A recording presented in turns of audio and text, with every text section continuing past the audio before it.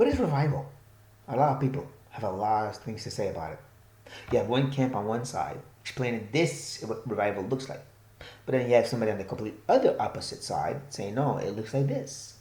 But the problem is the Bible doesn't actually talk about it. You can't find a text in the Word of God that really explains what is revival.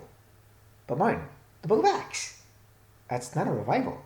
That's the Lord starting up his church like he promised he would build. And there are moments where a few people were saved, and other moments where it's just a lot. The fact is, it's never presented as a revival, but just the Lord building his church, like he promised. The book of Nehemiah.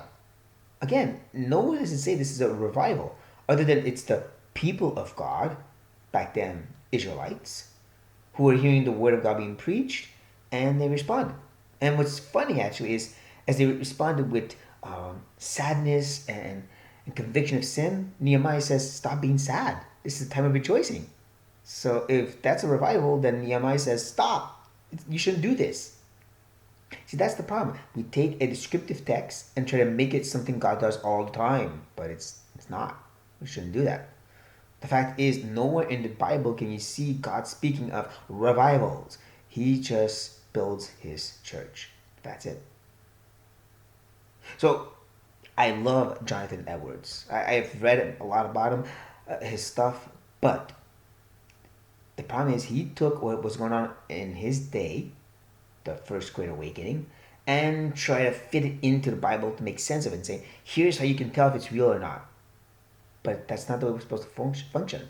We're supposed to come from the Bible and then try to make sense of our life here and now. That's always the best way to go. Start from God, then to us, not the other way around.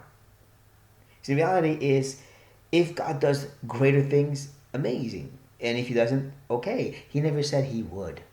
His ways are his. His thoughts are his. All we're called to do is preach the gospel. That's it. Or even better, the Great Commission, make disciples of all the nations by preaching the gospel. That's the only thing that we can be sure of. The rest, it's speculation, man-made speculation. Let's be careful not to do that, brothers and sisters. Feel free to disagree, but again, show me from the Word of God where we're supposed to look for revivals and what it's supposed to look like.